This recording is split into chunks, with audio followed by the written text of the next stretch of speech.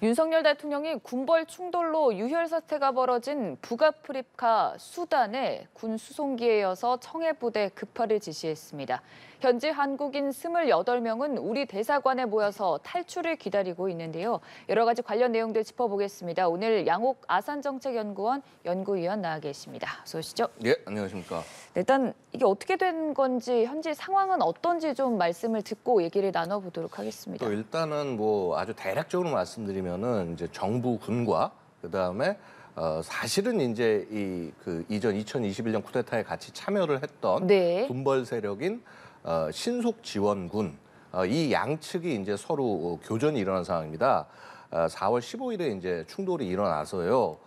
뭐 한 거의 일주일 정도 교전이 계속되다가 소위 이제 이 라마단, 그러니까 여기가 이제 이슬람 주로 하는 국가인데 여기 그 라마단 종료를 기념하는 그 이드 알 피르트라고 하는 이 시기를 맞이해서 네. 양측이 이제 휴전을 했습니다. 이제 휴전을 한 것이 그러니까 지난 4월 21일 저녁이었는데요. 사실은 이 휴전이 이제 굉장히 긴 것이 아니라 이 기간 며칠 동안만 휴전을 하겠다라는 것이고 바로 이제 그런 상황 하에서 예를 들어서 이제 현재 고립되어 있는 이런 뭐 대한민국 국민이나 혹은 기타 다른 외국 국민들에게는 이 수단 지역을 탈출할 수 있는 기회 창이 열린 것이죠.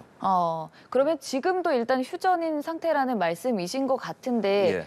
현지에 대사관에 모여 있다고 보도를 통해서 전해지고 있습니다만 바로 그럼 탈출을 할 수 있는 상황인 건가요? 사실은 이제 이게 공항 상황에 달려 있습니다. 네. 사실 이제 이 교전이 굉장히 좀 대규모로 일어나서요. 당연히 이제 수도에서 교전이 일어나고요. 특히 이제 이 하르툼에 있는 이 국제 공항 자체가 이제 교전의 대상인데 사실 이제 정부 측에서야 당연히 비행기를 마음대로 뜨고 내리게 하겠죠. 근데 이제 문제는 반군이 이제 바로 이 공항 쪽에 와서 교전을 하고 있었다라는 것이고요. 근데 이제 반군 측이 얘기를 합니다. 바로 요 시기를 맞아 휴전의 시기를 맞아서 이 항공기들을 뜨고 내리는 것 이런 것들을 부분적으로 열어놓겠다. 그 말은 결국은 어느 정도의 어떤 협의와 채널이 갖춰진다고 한다면 뭐 어떤 종류의 항공기든 들어와서 우리 국민들을 데려 나갈 수도 있는 상황이다. 근데 이게 저희 함부로 얘기를 못하는 게요. 사실 이렇게 교전이 나고 있는 지역에서는 하루하루 변합니다, 상황이. 하루하루 변하고 지금 이게 당장 휴전이었다가 갑자기 야 이제 휴전 끝났어 그러면서 갑자기 또 교전이 일어나면은 그러면 사실은 또 다시 항공기가 뜨지 못하게 되는 그런 사태가 일어날 수도 있는 것이죠. 네. 그래서 어쨌거나 지금 일단 현지에 있는 이 세력들과 그 상황들을 좀 확실하게 확인하는 것이 굉장히 중요하고요.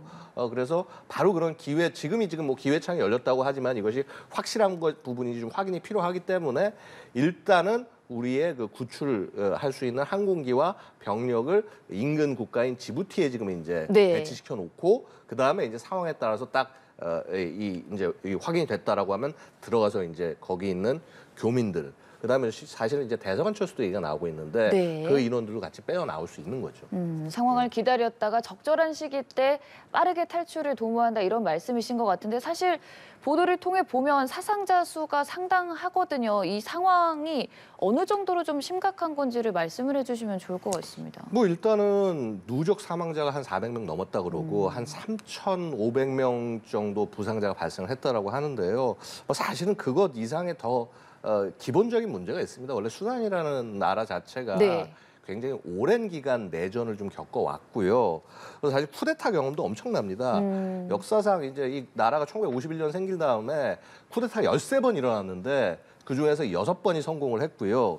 그다음에 이제 사실 가장 최근의 쿠데타가 2019년에 이제 그 당시까지 이제 그 뭐라고 그럴까 철권 통치를 해왔던 오마르 알 바시르를 이렇게 무너뜨린 그런 적에 있었습니다.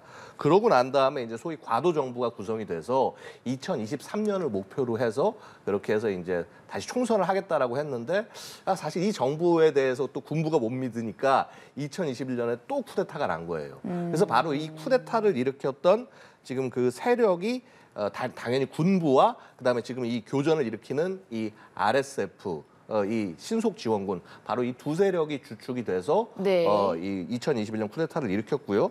그래서 이제 소위 이제 주권위원회라는 걸 만들었는데 그래서 위원장이 정부군의 알 부르한 장군, 그 다음에 부위원장이 그 군벌 지금 제가 말씀드린 RSF의 이 다갈로 장군. 그래서 이 두 세력이 지금 서로 싸움이 난 겁니다. 그러니까 이게 굉장히 이제 혼란스러운 상황인 거고요. 이 단순히 지금 뭐 수도에서만 이 교전이 일어나는 것이 아니라 네. 교전 자체가 굉장히 넓어지고 있고요. 전 지역으로. 그래서 사실 이 RSF 그러니까 이 지금 반란을 일으킨 이 신속 지원군의 배경에는 리비아와 그다음에 사실은 또 이 그 러시아의 바그너 그룹이 있지 않냐. 지금 이런 보도들이 나오고 있는 상황입니다. 말 그대로 얽히고 설킨 일촉즉발의 상황이 이어지고 있는 모습인데 앞서 잠깐 말씀해 주셨지만 일단 우리 정부는 군수송기에 이어서 청해부대까지 급파한 상황인데 현재는 아직 못 들어가고 있지 않습니까? 근방에서 대기를 하고 있는 모습입니까? 예, 그렇습니다. 그러니까 일단은 뭐 한 이제 21일 그 발표에 앞서서 네. 이제 우리 수송기를 보내기를 결정했고요. 그래서 C-130J라는 수송기와 거기에 이제 50여 명의 이제 특수부대원을 태워가지고 해서 이제 보내기로 했습니다. 치골침 특임대와 그다음에 공군 공정통제사가 같이 팀이 돼가지고 해서 들어갔고요. 이제 이게 항공 구조팀입니다. 이 팀들은 곧바로 수단으로 가지 않고 일단 지부티로 향했습니다. 지부티에 있는 미군 기지. 네. 왜냐하면 수단 그쪽 공항 자체가 아직 확보됐다고 얘기할 수가 없는 상태이기 때문에 그래서 그 부분이 확인될 때까지 일단 가장 가까운 지부티에서 이제 대기를 하기로 된 것이고요. 그다음에 이제 아까 청해부대 말씀하셨습니다만 이 청해부대가 왜 보내지게 됐냐라고 하면 만에 하나 공항이 교전으로 다시 폐쇄가 돼서 인원들을 데리고 나올 수 없게 될 경우에는 바닷길을 활용해야겠다. 그래서 이제 사실 이제 뭐 수단의 그 유일한 거대 항구 국제 항인 뭐 포트 수단 일단 이쪽을 통해서 데리고 나올 수 있는 방법도 있고요. 만약에 포트 수단이 안 된다고 하더라도 워낙 아시다시피 수단이란 나라 자체가 이 그 뭐라고 홍해 쪽에 굉장히 이렇게 길쭉하게 해안면을 닫고 있고 그다음에 뭐 예를 들어서 우리 인원들을 빼올 수 있는 장소나 이런 것들은 충분히 있을 거라고 판단될 수 있습니다. 그래서 가급적이면 정부군과 반군의 교전을 피한 지역에서 인원들을 이렇게 탈출을 시키려고 한다면은 역시 청해부대가 필요하지 않겠냐 이런 것이죠. 사실 청해부대가 뭐 원래 목적은 해적 소탕이다 이런 말들이 있기 때문에 좀 궁금함을 자아내는 부분들이 있었는데 그러면 예. 만약의 경우를 이용해서 바닷길을 활용할 경우라고 보면 되는 건가요? 이게 근데요 단순히요 이게 사실 해군이 갖는 능력이 사실 이런 겁니다. 해외에 있는 사람들을 많이 이제 데리고 나올 때 네. 사실 항공기에는 탑승할 수 있는 인원의 한계가 있습니다. 있지만은 뭐 예를 들어서 뭐 군함이라고 그래서 뭐 한계가 없는 것은 아니겠습니다만 네. 항공기보다 훨씬 더 많은 인원을 태워서 나올 수 있는 그런 장점이 있는 것이고요. 특히나 이제 혹시 기억을 하실지 모르겠지만 2021년 리비아에서 이렇게 이제 내전이 크게 발생을 했을 때 네. 당시에 이제 많은 교민들이 항공기를 이용할 수가 없었던 경우도 많았고 그다음에 국경에서 너무 멀어서 빠져나오지 못하는 그런 경우도 있었습니다. 이때 우리 당시 청해부대가 그 항구 쪽으로 가서 우리 인원들을 다 데리고 우리 국민들을 다 데리고 나온 그런 사례들도 있습니다. 그래서 이렇게 이런 상황에서 우리 해군을 활용할 수 있다라고 하는 것. 그다음에 또 다행히도 또 우리 해군이 위험한 지역에 이 뭐라고 그럴까 이렇게 함정이 나가서 작전할 수 있는 대비 태세가 되어 있었다는 것.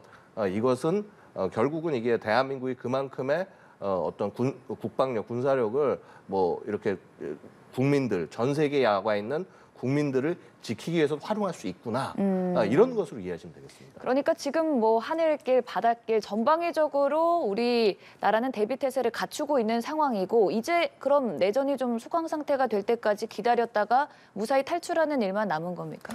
그렇죠. 근데 이제 사실은 내전이 소강 상태가 되기 기다리면 너무 늦을지 모릅니다. 네. 지금 이제 사실 잠깐 휴전을 한 것이고요. 네. 왜냐하면 이제 이슬람에서 특히나 뭐 라마단 기간 이런 것도 굉장히 중요한 기간인데 자 그런 것을 기념하는 어떤 그 명절에 맞춰서 잠시 이제 휴전을 한 것일 뿐 이 양쪽의 문제가 해결된 것이라고 볼 수가 없습니다. 그러면은 결국 이 휴전 기간이 지나고 나면은 굉장히 강한 어떤 교전이 다시 일어날 수도 있는 것이고요. 그렇다면은 가급적이면은 지금 이 휴전이 끝나기 전에 인원들을 최대한 퇴출시키는 것이 가장 안전한 일일 것이다라고 말씀을 드릴 수가 있겠습니다. 네. 이게 뭐 우리만 그런 것이 아니라요. 사실 뭐 미국이나 영국이나 이런 나라들도 지금 이제 현지에서 남아 있는 인원들과 대사관을 이제 좀 철수시켜야 되는 것이 아닌가 지금 그 시기를 보고 있는 것으로 알고 있습니다. 안 그래도 그러다 보니까 이번에 처음으로 외국인 민간인들 대규모로 탈출했다는 소식이 좀 들려왔는데 이 부분도 우리가 희망을 걸 수 있는 소식 아니겠습니까? 물론 그렇습니다. 물론 그렇고요. 이제 결국은 언제나 이렇게 고립된 나라에 들어가 있을 때 가장 큰 문제는요. 네. 어떤 수단으로 어떻게 탈출을 해 나올 것이냐가 굉장히 좀 어렵습니다. 그래서 이제 지금 아까 제가 말씀드렸지만은 민항은 당연히 운행을 안 합니다. 갔다가 추락하면은 굉장히 많은 사람 죽고 다치고 하는데 당연히 갈 수가 없는 것이고요. 자, 그렇게 해서 이렇게 국가가 이렇게 이 뭔가 이렇게 군용기를 보내고 혹은 군함을 보내고 해서 이제 데려 나가는 것이 가장 이상적이고 정상적인 모습입니다만은 네. 만약에 이제 이것을 놓쳤다라고 한다면은 자력으로 탈출해야 되는 문제들이 생깁니다. 이럴 경우에는 뭐 사실 최선의 방법은 육로를 이용하는 방법밖에 없는 것이고요. 그러면 사실 이 아프리카 이쪽에 굉장히 도로라든가 사정이 굉장히 안 좋은데 네. 그러면 이제 차량으로 이제 이동을 하다 보면은 굉장히 어려움들이 많습니다. 나오기도 굉장히 좀 어렵고 그다음에 뭐라고 그럴까 이제 그 연료나 이런 조달 같은 문제들도 있고 그다음에 또 가다 보면 또 이렇게 군벌들이 길을 막고 이렇게 또 체포를 당하는 그런 경우도 있을 수 있기 때문에 상당히 어떤 전문적인 그 현지에 대한 지식이라든가 네. 능력이 없으면은 사실 자력 탈출도 쉽지가 않거든요. 아마도 뭐 우리 군 같은 경우도 만에 하나 이 뭐 예를 들어서 바닷길도 막히고 하늘길도 막히고 이럴 경우에는 지상을 통해서 들어가서 데리고 나오는 그런 방법을 활용할 수밖에 없을 것이다 이렇게 말씀을 드릴 수 있습니다. 그러면 지금 우리 군 당국이 좀 집중을 해서 해야 될 부분은 뭐라고 보세요? 사실은 이제 이 시기를 놓치지 않는 것이 아, 제일 네. 중요합니다. 그래서 이 부분은 군도 군이지만은 외교부 특히나 이제 현지에 있는 대사관의 역할이 매우 중요하다고 할 수 있습니다. 지금 현지 대사관 굉장히 일을 잘해주고 계셨는데요. 일단은 최대한 마지막까지 남은 인원 28명의 대한민국 국적자, 나머지 이제 한 분 안 오신 분은 아마 현지 국적자이신 네. 분 같고 그럼 본인의 선택이라고밖에 말씀을 못 드리겠고요. 자, 어쨌거나 이분들을 잘 모아서 이제 이 대사관에 잘 보호하고 있는 것 이것도 굉장히 중요하고 그다음에 지금 이 교전 상황에서 언제가 항공기가 와서 데리고 나가는 시기인가 이거 최종적으로 확인해 줄 수 있는 것은 현지 대사관입니다. 그래서 대사관이 얼만큼 기능을 해주냐 잘 해주느냐에 따라서 우리 그 교민들이 잘 탈출할 수 있을 것이다. 역대 보고 있으면은요 사실 대사관에서 뭐 간혹 이제 불만들 많으십니다. 이제 관광객들 가시면 뭐 이렇게 일들 뭐 제대로 안 하는 것 같다 너무 대응 잘 안 해준다 그러지만 이런 위기 상황이나 이런 게 막히면은 굉장히 현지에서 굉장히 열심히 그런 상황들을 다 파악을 하시고 최대한 어떻게 하면 우리 국민들 안전하게 데리고 올지 그런 부분들을 고민을 하고 계십니다. 그래서 뭐 아마도 뭐 지금 굉장히 열심히 현지에서는 상황 파악을 잘 하고 있고 시기를 잘 판단하지 않을까 그렇게 예상을 하고 있습니다. 현지의 역할도 중요하다라는 말씀이신 것 같고요. 사실 뭐 잠깐 앞에 언급을 해주시긴 했지만 지금 탈출을 도모하는 게 우리나라뿐만이 아닙니다. 좀 다른 나라들과 공조를 해서 할 수는 없을까요? 공조하는 방법도 굉장히 좋습니다만은 이제 공조를 하는 부분들이 이제 다른 부분이 아니라 이런 부분들이에요. 그러니까 우리 어떤 항공기나 이런 것들이 이제 들어가서 이제 하다 보면은 사실 우리 저 C-130J가 굉장히 그 수송기 중에서 굉장히 많은 인원들을 싣고 나올 수가 있는 건데 뭐 예를 들어서 하다가 이제 어느 항공편이 없는 국가나 이런 국가에서 와서 좀 그 항공기에 태워달라. 이런 부탁들을 충분히 할 수가 있을 겁니다. 그래서 그런 부분에 우리가 도와줄 부분이 있으면 도와주는 거고 네. 마찬가지로 우리가 지금 국력이 되고 능력이 되니까 병력을 보내가지고 지금 대응을 하고 있습니다만 우리가 대응을 못하는 상황이 다른 나라에서 생길 수도 있는 거지 않습니까? 그럴 때는 또 우리가 그 나라들 정부와 협의를 해가지고 그런 부분들을 해 나가거든요. 그다음에 뭐 들어가서 만약에 이제 교전 상황으로 발전하고 있는데 병력을 그러니까 거기 있는 이제 교민들을 데리고 나와야 된다. 이렇게 될 경우에는 아마도 이제 제한적인 어떤 교전이나 위협 같은 것들을 필요할 겁니다. 그렇게 될 경우는 이제 예를 들어서 미군의 협조를 받아가지고 해서 그 에스코트 하에 항공기가 들어갔다가 나오는 그런 방법들도 있을 수가 있고요. 사실 굉장히 여러 가지 방안들이 생길 수가 있다라는 것이죠. 그렇기 때문에 말씀하신 대로 그 다른 국가들과 협조 굉장히 긴밀하고 특히나 현지에 투사할 수 있는 전력을 갖고 있는 국가들과 협력을 잘 해야 최악의 상황에서도 우리 교민들 안전하게 모시고 나올 수 있다 이렇게 말씀을 드릴 수 있습니다. 네, 여러 방안들에 대해서 얘기를 해봤습니다. 모쪼록 우리 국민 모두가 안전하게 돌아올 수 있길 바라면서 지금까지 양욱 연구위원과 함께 얘기 나눠봤습니다. 고맙습니다. 네, 감사합니다.